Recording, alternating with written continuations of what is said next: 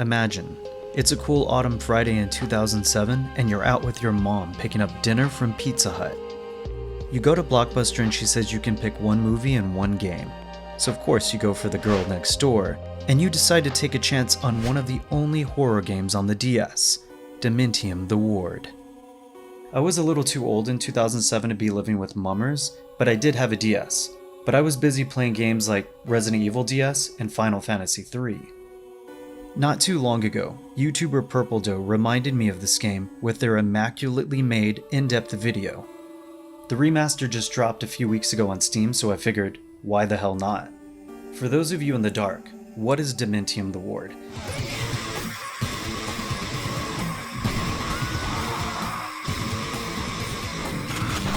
Well, let's take a step back.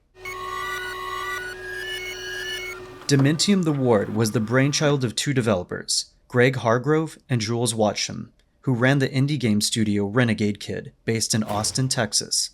Both previously worked for the defunct Iguana Entertainment, known for the NFL quarterback series and the Turok games. They took their knowledge of development and applied it to Dementium. When it was released in 2007, Renegade Kid only had a few employees, so it was pretty impressive what this small team accomplished, and luckily, their first effort found a publisher in the US, Gamecock Media Group. I feel a little dirty saying that. Dementium the Ward is a first-person horror game where you play as William Redmore, a patient who wakes up in a psychiatric hospital. You must battle your way through grotesque aberrations and attempt to escape the labyrinthine compound while trying to find out what happened to your family. All the while you receive visions and strange messages by a masked doctor, which suggests that you may have had some complicity in your family's fate. And the game feels like you're stuck inside some hellish mental purgatory. Does that sound familiar? Well, that's because Renegade Kid intended for Dementium to be a handheld entry into the Silent Hill franchise, and they even try to pitch the game to Konami. But as we all know, Silent Hill and portables don't mix. Unfortunately, Dementium's story is shallow compared to Silent Hill's deep, psychologically unnerving, and downright disturbing lore. In fact, it's almost non-existent. You're only treated to a handful of brief cutscenes and then suddenly it's all over. In terms of gameplay, it's no surprise that the developers worked on Turok, because it looks and plays similarly, but because of the horrific creatures and dark corridors, I kept thinking Dementium was more along the lines of Doom 64. Once you become familiar with a handful of monsters and the limited weaponry Dementium has to offer, the game becomes a rinse and repeat affair. The environments reuse assets in almost every section of the game, resulting in basic, bare-bones level design. The game, however, does have some cooler aspects to it, like the enemy design, for example. Enemies like the chest maws and the cleaver have pretty gnarly designs and look like they're ripped straight from a page of The Suffering or Jacob's Ladder. To spice up the gameplay, there are puzzles thrown in the mix, and I found out that on the DS version you could utilize the second screen, jotting down notes to assist with the puzzle solving. You're also treated to some difficulty spikes, courtesy of a few bosses which are some of the most challenging parts of the game. The weird wheelchair boss and the final doctor, for example, took me a few tries to beat. The game is pretty short and only takes about 4 to 5 hours to beat. Initially, this was seen as a con given the game's price tag, but in today's climate, it's the perfect length for me because I have a pretty busy schedule, and it finally gave me a chance to play this game after all these years. While the game is primarily a shooter and more reminiscent of a game like Doom than Silent Hill, I do think it's a cool entry into the horror canon.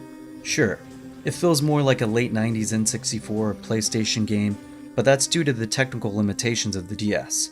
It's also one of the only horror titles to be released on the DS in the US, outside of games like Touch the Dead, which was poorly received for good reason, and Resident Evil DS, a more watered-down port of the PlayStation game with some touch control sprinkled in. In that respect, Dementium stands out as a unique and intriguing offering in portable horror gaming. It's a decent game, even if bland by today's standards, but it's one of the sole examples of horror done right on the DS, and it deserves to be recognized for its achievements. Dementium released to pretty favorable reviews at the time and sold over 100,000 copies, huge for an indie company. Afterwards, Renegade Kid went on to make 2D platformers, Metroidvanias, and even another interesting looking FPS for the DS called Moon before dissolving in 2016. After the split, Greg Hargrove and Jules Watsham split up their catalog and went on to make their own development companies, with the former starting Infitizmo and the latter Atooi. Unfortunately, in 2018, Hargrove passed from pancreatic cancer. May he rest in peace and his family find solace in his legacy. With Watsham and his company Atooi regaining the rights to Dementium the Ward, we now have the current remaster available on Steam and other platforms, looking and playing much better than the original. I am curious on how the sequel Dementium 2 fares, but currently Atooi doesn't have the rights to the game, and the unfavorably reviewed PC remaster was done by a totally different company, so maybe I should try to get a copy on the DS. I mean, Watsham did say it was the best game he ever worked on. So what do you think? Do you like Dementium the Ward? Does its formula Doom meets Silent Hill work?